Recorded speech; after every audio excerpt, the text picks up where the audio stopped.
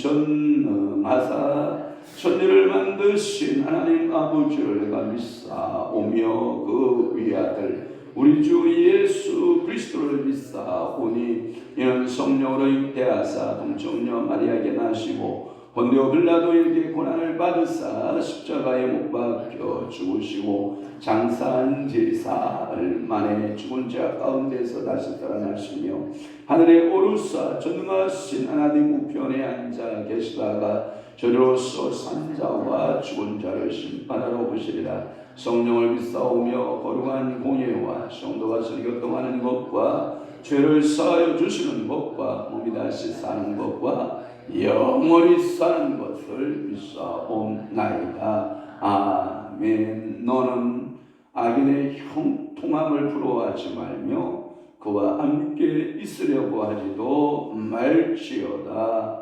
그렇습니다. 오늘도 우리 주변에서 살아내는 악인들의 형통함을 부러워하지 말라라고 말씀하시며 또한 악인들과 함께 있으려고도 하지 말라라고 말씀하시오니 오늘도 분별의 은혜를 저희들에게 허락하여 주옵소서. 시편 1편 1절 말씀에 복 있는 사람은 악인의 길을 따르지 아니하며 오만한 자리에 앉지 아니하고 오직 여호와의 율법을 즐거워하여 그의 율법을 주야로 묵상하는도다 라고 말씀하고 있사오니 오늘도 하나님 아버지여 복 있는 사람이 되어 하나님 악인들의 꾀를 따르지 아니하고 죄인들의 길에 서지 아니하며 오만한 자들의 자리에 앉지 아니하는 놀라운 분별의 지혜를 저들에게 허락하여 주소서. 오직 여호와의 율법만을 즐거워하며 그 율법을 주야로 묵상하는 자되어 하늘의 지혜와 명철과 총명과 하늘의 신령한 은혜들을 우리가 이 땅에서 펼쳐내며 하나님께 영광 돌려내는 귀한 성도들, 믿음의 성도들 다 되도록 성령이여 은혜 베풀어 주옵소서. 오늘도 이 새벽에 기도 제목들을 가지고 주 앞에 왔나이다. 성령 하나님, 저희들의 간절한 기도, 간절한 소원, 간절한 부르심에 주께서 응답하여 주시옵소서. 예수 그리스도의 이름으로 축복하며 기도하옵나이다. 아멘. 하나님의 말씀 묵독하시겠습니다. 하나님의 말씀은 예레미야 46장, 예레미야 46장 1절에서부터 2절 말씀까지 우리 한 목소리로 합독하도록 하겠습니다. 46장 1절 2절입니다. 시작. 이만 나라들에 대하여 선지자 예레미야에게 임한 여호와의 말씀이라. 애굽에 관한 것이라. 곧 유다의 요시야 왕의 아들 요야kim 넷째의 유브라데 강가 갈거미스에서 바벨론의 느부갓네살 왕에게 하시니라. 애굽의 왕 바로 느고의 군대에 대한 말씀이라. 아멘. 미안해요. 제가 2장을 넘겨서 읽었네요. 오늘 예레미야 46장 1절에서 2절 말씀을 중심으로 해서 애굽에 대한 예언, 첫 번째 말씀을 통해서 은혜를 받고자 하는 것입니다.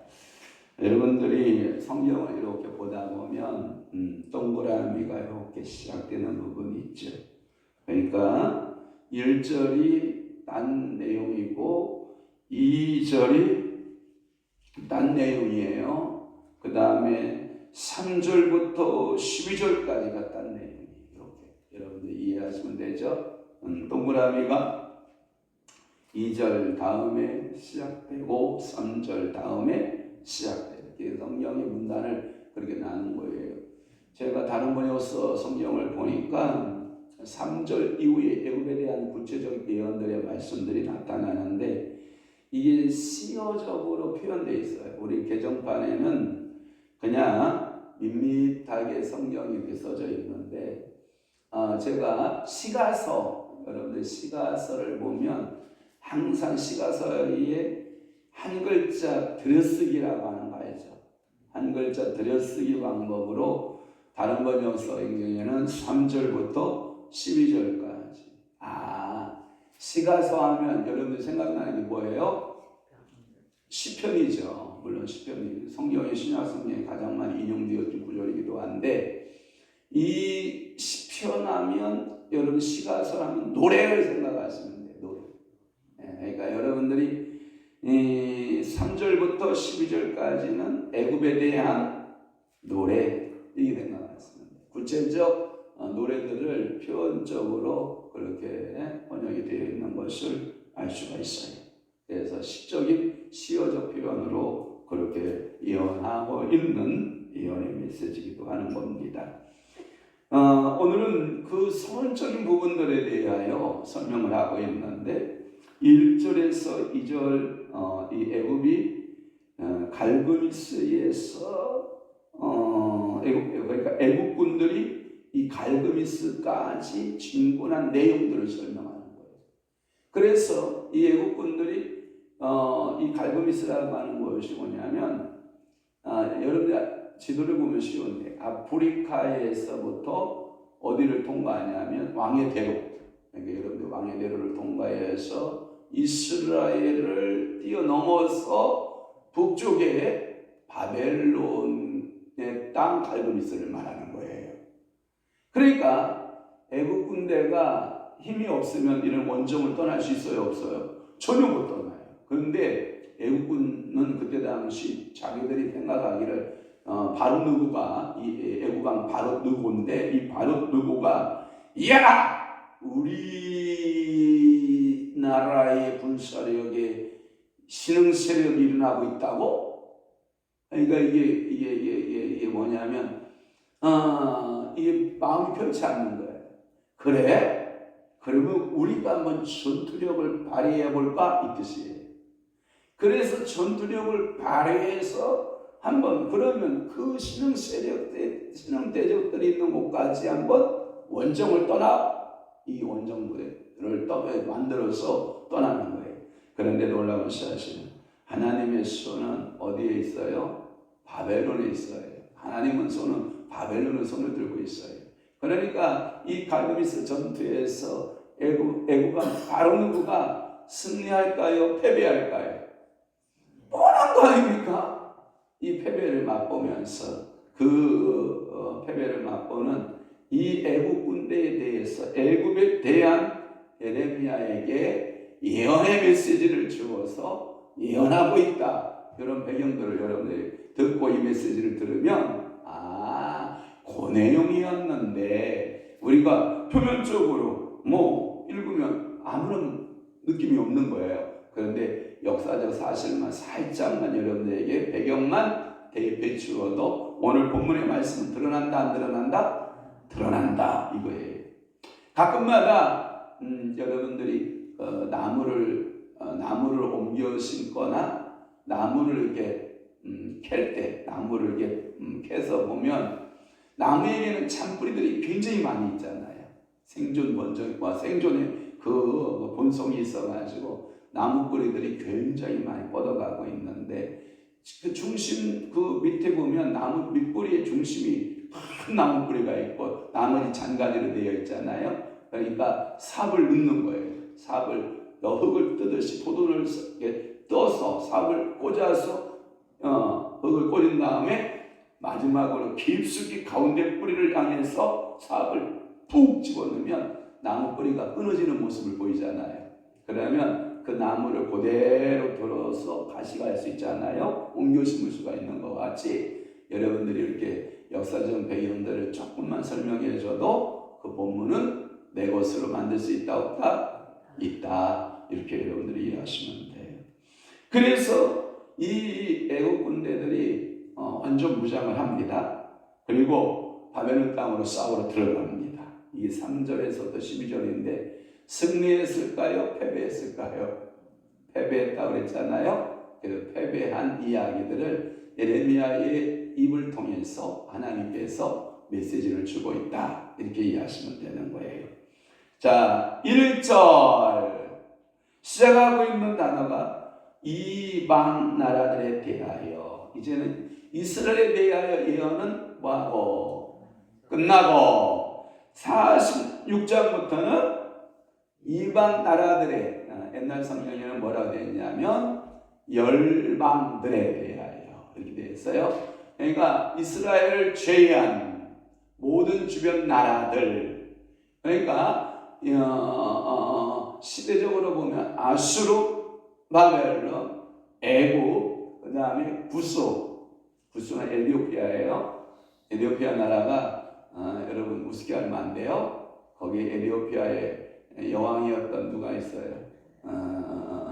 여러분들 보면 이게 굉장한 나라가 구스인데 지금은 아주 우수한 나라로 전락해 있지만 이집트도 역시 우수한 나라로 전락해 있지만 그의 조상들은 한 시대를 풍미했던 왕권을 가지고 그 시대를 다스렸던 그런 일들을 했던 것이 구스라고 하는 나라인데 그 주변에 이제 에돔 족속이라든지 모압 족속이라든지 블레셋 이런 사람들은 이 열국들은 아주 작은 나라에 비한다면 전에 언급했던 그 나라들은 한 시대를 거대한 영토를 가지고 다스리고 통치했던 그런 나라들, 이방 나라들에 대하여 여호와의 말씀이 누구에게로? 예레미야에게로 전해졌다. 그러니까 예레미야의 그 선지자적인 직임이 견고한 거예요. 그러니까 하나님께서 이러한 예언들의 말씀을 통하여 스피커를 선택을 한 거예요. 어떤 스피커를 쓸까? 이게 선택을 했는데 그 스피커를 누구로 사용하고 있다? 예레미야를 사용하고 있다. 가끔마다 교회들 가면은 스피커 제가 가끔마다 눈여겨 이렇게 스피커를 봐요. 어떤 스피커를 사용하고 있는가? 이 세 박자가 맞아야 되는데 어떤 박자가 맞아야 되냐면 스피커가 좋아야 되고 또 하나는 마이크가 좋아야 되고 저쪽에 뒤에 앰프가 좋아야 돼. 이 세 기능이 잘 맞으면 소리가 아주 아름다운 소리가 나오는데 이 엇박자가 맞기 시작을 하면 세팅이 아무리 잘 돼도 좋은 소리를 만들어낼 수가 없어요. 마찬가지예요. 하나님, 선지자, 예언의 대상들이 이 세계가 정확한 루트를 가져야만 그 예언의 말씀이 정확하게 적용되는 것을 볼 수가 있어요. 보세요. 자, 하나님, 예레미야, 그 다음에 누구? 애굽. 이 3트리오가 딱 맞잖아요. 또 보세요. 자, 봐요. 자, 하나님, 예수 그리스도, 그 다음에 누구? 사도 요한. 여러분께 하면 요한계시록에 1절이 풀리는 거예요. 그러니까 말씀의 개통도인데 이렇게 되어 있는 거예요. 실질적으로는 하나님으로부터 예수 그리스도로, 예수 그리스도는 천사들에게, 천사는 누구에게? 사도 요한에게. 그래서 반모라고 하는 섬에 있을 때 그때가 어느 날이었냐면 주의 날에 이런 거예요. 반모에서 홀로 있으면서 하나님께 예배할 수 있는 공동체가 없었어요. 요한은 외로웠다고요. 아마도 신학자들에 의하면 굉장히 그의 몸은 병들었을 것이고 나약한 노인의 모습. 왜? 나이가 많으니까. 그런 외로움에 지쳐있는 누구만을 바라보고? 여호와 하나님만을 바라보고 우리 주님만을 바라보고 지쳐있는 이 사도 요한에게 하나님께서는 그를 위로하기 위해서 마지막 인류가 될 일들에 대하여 환상을 열어. 그러니까 오늘 여러분 눈 열려야 돼? 안 열려야 돼? 열려야 돼요. 여러분 보세요. 이런 게 있어요. 눈이 어떤 부분이냐면 봐봐요. 처녀에게 있어서 가장 아름다운 눈은 뭐냐면 쌍꺼풀 눈이 아니고 성형수술한 눈이 아니고 처녀에게서 제가 보기에는 아름다운 눈은 남자를 바라볼 수 있는 눈이에요. 사모님 저 얼굴 가리고 있는데 저 얼굴 좀 보여줘봐요. 그러니까 여인에게 있어서 가장 아름다운 눈은 남자를 저 남자면 된다. 이거 고를 수 있는 눈이고 여러분 또 하나 남자에게 있어서 아름다운 눈은 뭐냐? 여자를 잘 고르는 눈이에요. 여러분 상인에 있어서 만약에 여러분 이런 거예요. 상인에게서 야채 장수를 한다. 여러분 가락동 도매시장 가서 야채를 도매가 떠올 때 야채를 잘 고르는 눈을 가지고 있는 그 야채 장수는 망한다 안 망한다? 절대 안 망한다. 그러니까 여자를 잘 보고 남편을 그러니까 남편이 보고 남자를 잘 고르고 여자를 잘 고르는 과정은 살아요. 웬만하면 살아요. 왜? 기본값은 하고 있거든요. 야채도 잘 고를 수 있는 눈만 있어도 뭐예요? 그러니까 여러분들이 하나님이 여러분들에게 눈을 좀 열어주고 어떤 사람은 돈이 보이는 사람이 있어요. 그 사람 뭘 모으면 돼요? 돈 모으면 돼요. 돈 모아서 하나님께 영광 돌리면 돼요. 어떤 여자들은 사치야 허영기가 있어가지고 그냥 머리나 이 옷에나 이 신발이나 액세서리 이런 때 저는 우리 한 사람이 그러지 않아서 저는 너무 감사한데 아마 우리 한 사람이 그렇게 사치를 부렸다 그러면 전 목회를 못했을 건데 준 게 없으니까. 그런데 우리 한 사람이 너무나 그런 면에서 감사해요. 예전에 제가 있었던 교회의 사모님은요 어느 정도였냐면 여러분 화장하는 정도하고 가면 정도를 덮는 거 알아요? 얼굴에 이렇게 자세히 보면 이 화상 깃발 같은 게 있어요 없어요? 그걸 다 파운데이션으로 새벽마다 다 뒤덮는다고 생각을 해봐. 다 이거 뭔 얘기인지 알죠? 그러면 얼굴은 마치 백치의 하얀 순백색 얼굴을 항상 유지해야 돼요. 그러면서 그분이 하는 말씀이 더 재미있어. 입술은 항상 쥐잡은 입술로, 쥐잡아 먹은 입술로 아주 립스틱도 좀 이렇게 고급스러운 거 이렇게 좀 색깔이 좀 이게 많이 안 튀어나오는 거 있잖아요. 그런데 하얀 얼굴에다가 새빨간 립스틱을 매일같이 사모님이 하고 있다고 생각을 해봐요. 그래서 제가 그래도 그 성도한테 그랬어요. 우리 사모는 변하지 않아. 영원히 365일 변하지 않는 얼굴이야. 새하얀 얼굴에다가 새빨간 립스틱에다가 쥐잡은 먹은 그 입술을 하고 있으니 교회가 부흥이 되겠냐. 사모가 기도하다 보면 눈물 흘려요, 안 흘려요? 그러면 그 하얀 화장품이 여러분 거추장스러워요, 안 거추장스러워요?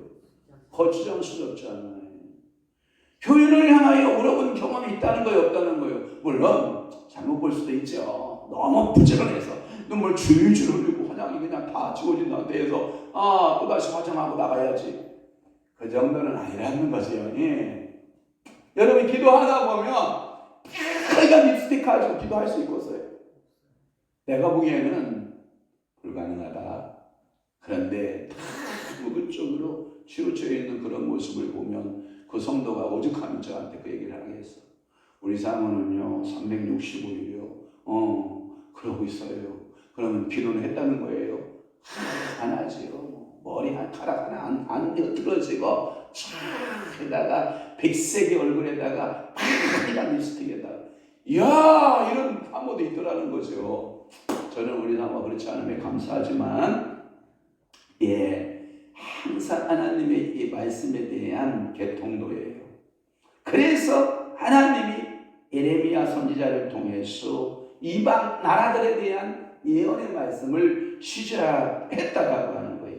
그 부분에 오늘 1절이 표제 부분이에요. 표제 부분. 이 표제라고 하는 것은 뭐냐면 이방 나라들의 열방들에 대한 예언들이 시작되고 있다.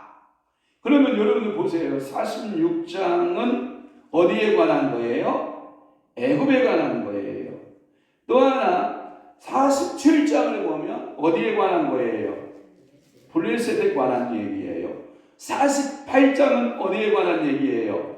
모압에 관한 이야기예요. 이렇게 해서 몇 장까지? 51장까지 이방 나라들에 대한 예언의 메시지를 예레미야를 통해서 하나님은 하고 싶었다라고 하는 거예요.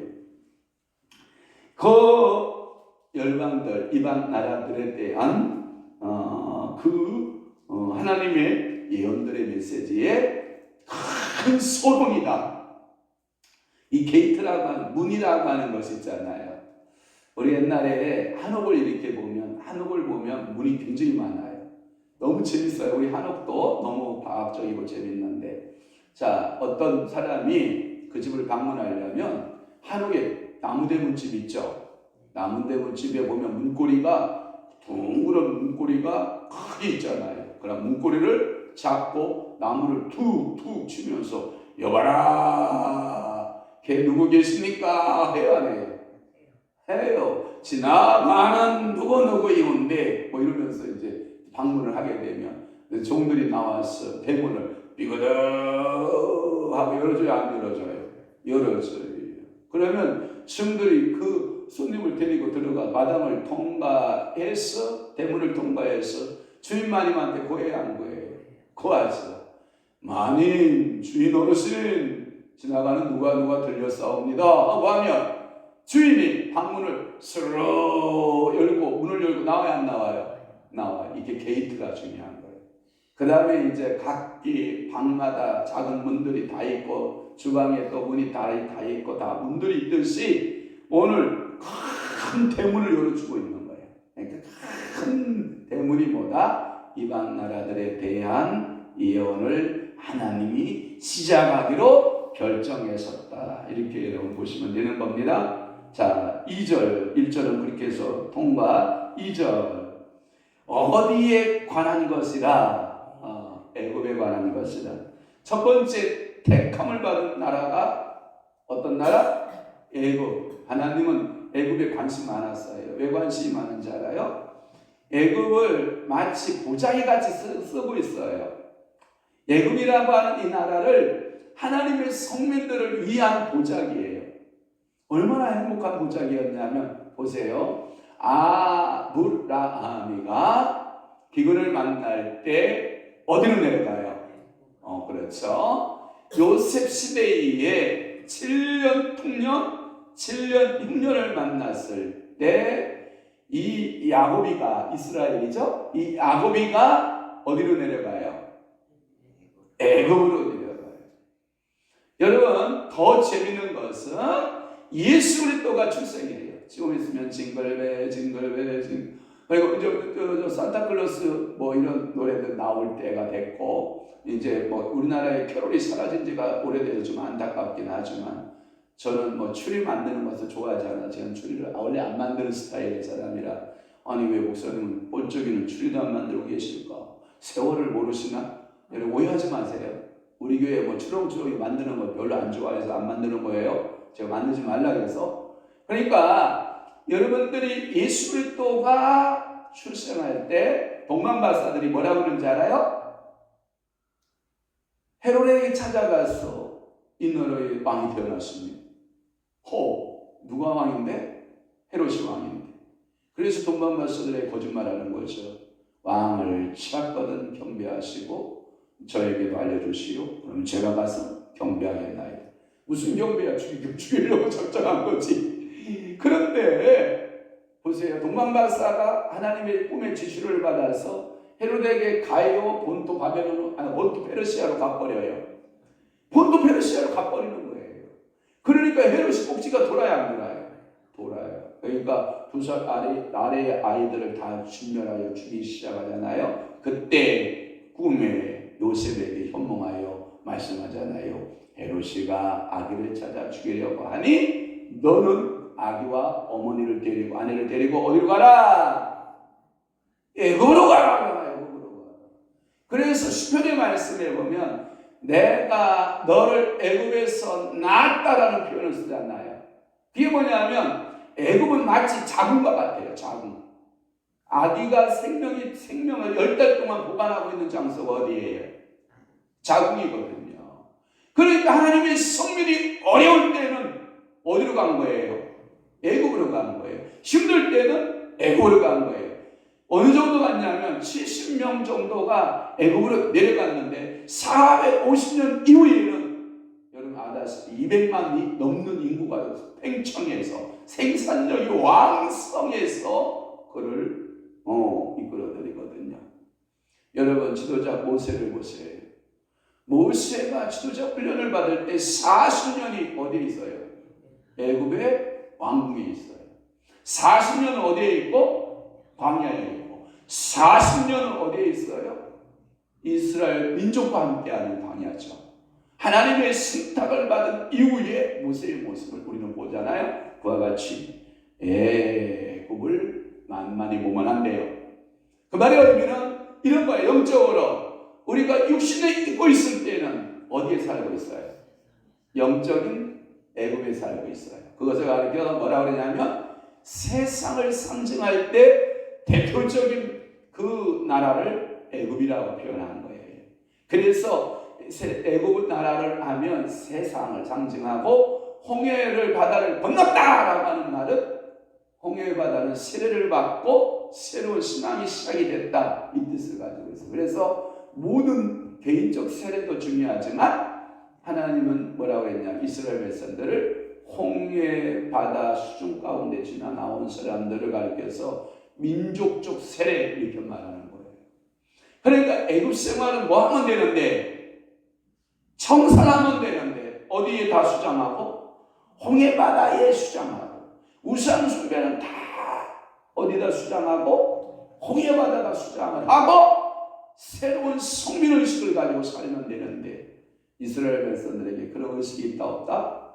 없다. 그래서 애굽에 뭘 좋아하고 고기 까마니를 좋아하고 애굽에 뭘 좋아하고 떡을 좋아하고 또 하나님께서 주시는 만나 그렇게 맛있는 만나를 매일 아침 새벽에 갔다 걷어 먹었음에도 불구하고 애굽의 음식, 파와 부추와 의와 마늘과 각기 애굽의 음식을 구하였던 그들.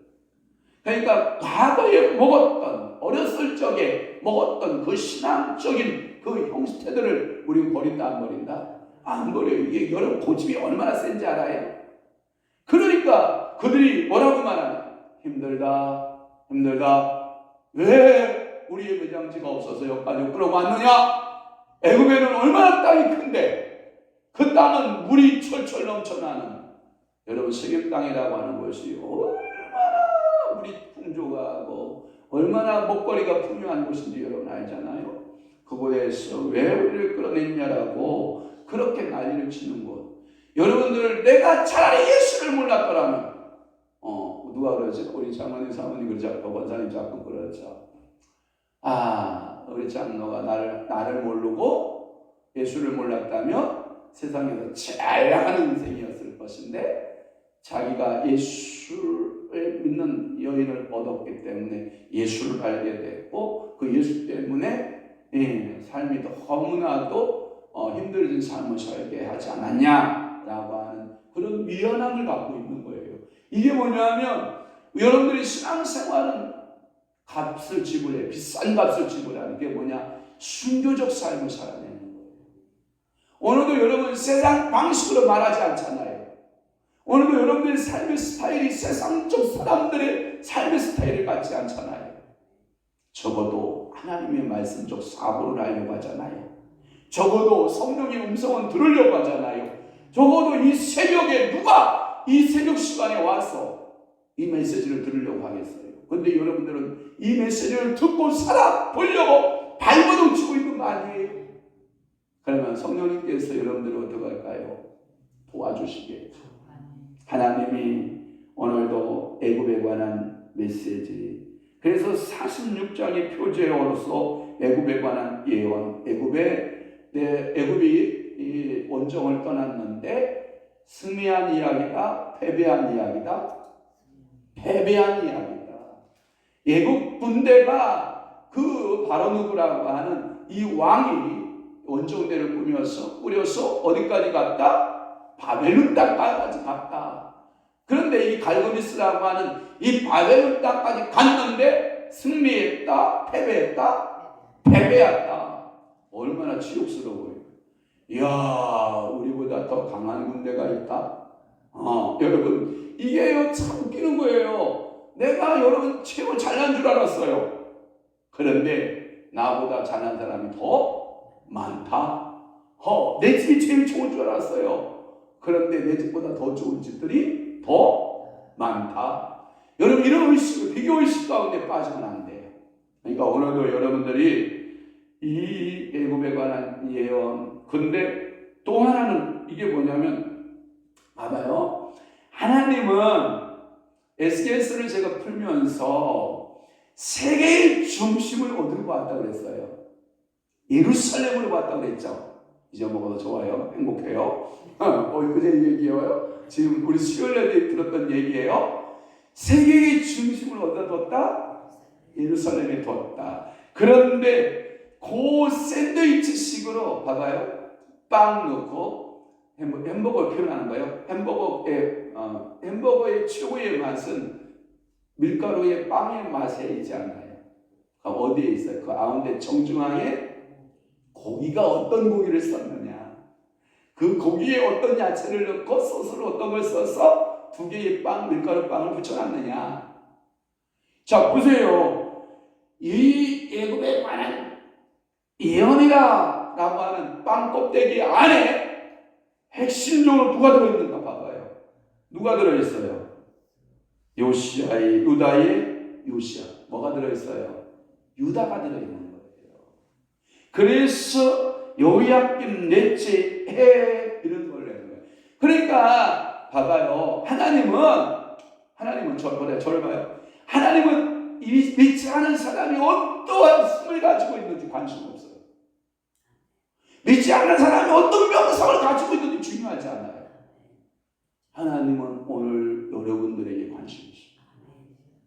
하나님은 어떤 세상의 큰 기관에 관심 없어요. 하나님의 관심은 이 교회가 어떻게 하고 있느냐에 관심이 있으세요. 오늘도 여러분들 영적으로 깨어있기를 바라요.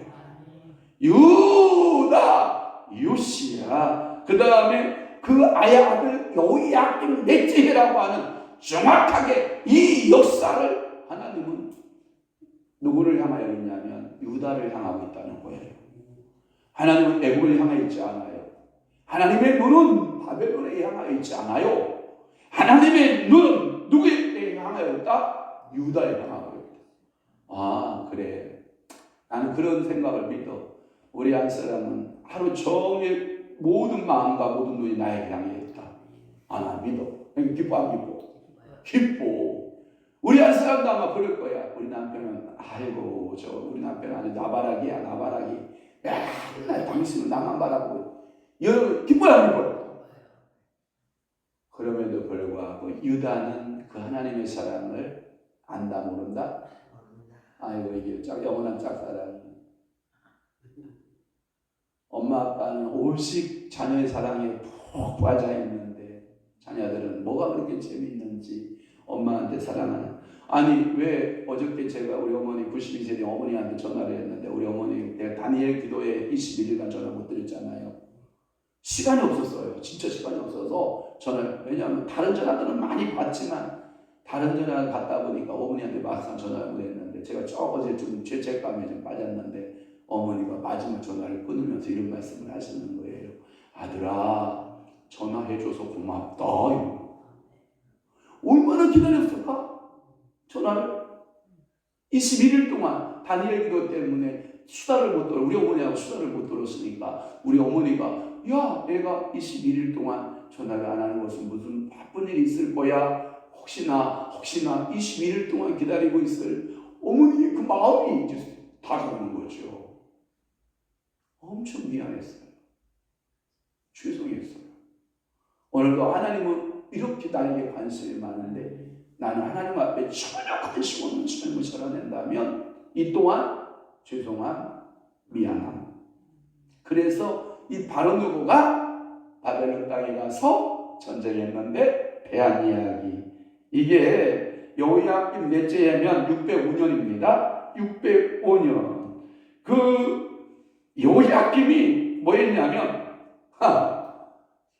여러분 하나님의 눈은 다 여호야김에게 향하고 있는데 여호야김이 이때 무슨 짓거리 하는지 잘 보아요. 36장 1절 보세요. 하나님의 눈이 다 거기 가고 있는데 거기에 있는데 이 여호야김이 하는 짓거리 보면 자 36장 1절 봐봐요. 시작. 유다의 요시야 왕의 아들 여호야김 제4년 맞죠? 그 4년에 여호와께로부터 예레미야에게 말씀이 임하니라 이르시되 이 여호야김이 뭐라고 했냐면 바르기에게 명령하여 예레미야가 예언의 말씀을 기록한다고요. 왜? 두루마리 말씀을 만들었다고요. 하나님의 메시지를 만들었다고요. 그런데 이때가 겨울이 시작되고 있었거든요. 화로가 불을 피우고 있었거든요. 두루마리 갖고 와라. 있는 촉촉 칼로 쪽쪽 찢어가지고 뭐 한 건지 알아요? 화로 속에다가 불태운 사건이 그때. 그럼에도 불구하고 하나님은 여호야김에 버렸다 안 버렸다? 그리고 나중에 심판값, 죄값은 있지만 영원한 짝사랑은 변한다 안 변한다? 그러니까 하나님의 사랑이 커요 안 커요? 커요. 부모는 그런 거예요. 네가 바빠서 21일 동안 전화를 못했겠지. 혹시나 하면서 전화를 기다렸던 거지. 그러니 그 전화 아들 목소리 들으니까 그동안 21일 동안 기다림이 다 풀어지는 거지. 그러나 미움도 사라지고 마지막에 메시지가 뭐예요? 아들아 전화 줘서 고맙다. 오늘도 여러분 그 하나님의 사랑 앞에 오늘도 여러분 반응하고 살아낼 수 있는 하루 되시기를 바랍니다. 오늘 본문은 너무 짧았는데 메시지는 좀 길어서 죄송합니다. 오늘도 믿음으로 살아내시기를 바랍니다. 기도하겠습니다. 하나님 아버지 앞에 11조의 문현경 드립니다. 하나님 이 딸을 기억하시옵소서. 주여 불꽃 같은 눈동자로 지키시고 섭리하시고 불꽃 같은 눈동자로 하나님께서 기억하사 하늘 보고 요시되 창세기서부터 요한계시록까지 11조 하는 자의 받을 품목들에서 하나도 제외되지 아니하고 그대로 11조에 받는 자의 복으로 축복하시고 은혜 내려 주옵소서. 어떠한 상황 속에서도 주님께 순종과 감사로 항상 이긴 것을 믿게 하옵소서. 노예서 목사님 주님 앞에 예물 드리오니 하나님 이 신앙의 고백처럼 내가 어떠한 상황 속에서도 주님께 순종하고 감사함으로 범사에 항상 이김과 승리를 경험하는 귀한 목사님으로 성령님 사로잡아 주시고 복 내려 주옵소서. 딸 김광민 사이 이경목 축복해 주옵소서. 나를 위하여 기도하는 귀한 하나님 어머니의 기도를 주님께서 반드시 받으시고 그 딸을 축복하시기를 소원합니다. 아들 김주원 축복해 주옵소서. 며느리 이진아 축복해 주옵소서. 노예서 목사님 또한 아들과 며느리를 위하여 기도하는 그 기도에 하나님께서 응답자 되어주시고 하늘 보고 여시고 축복하시고 신령한 복 기름진 복들로 우리 하나님께서 복의 복을 더하시고 자녀 손손들 위에 성령의 기름 부으심이 넘쳐나게 하여 주옵소서. 이제는 우리 주 예수 그리스도의 은혜와 하나님 아버지의 극진하신 사랑하심과 성령님의 감화 교통 내수 위로 역사 충만하심 오늘도 하나님의 사랑은 나를 향하여 있음을 깨닫고 하나님 앞에서 올바른 반응을 보이며 믿음으로 살기로 각오하고 결심하는 사랑하는 귀한 성도들 심령 위에와 교회 위에 이제부터 영원토록 함께 있을지어다. 아멘.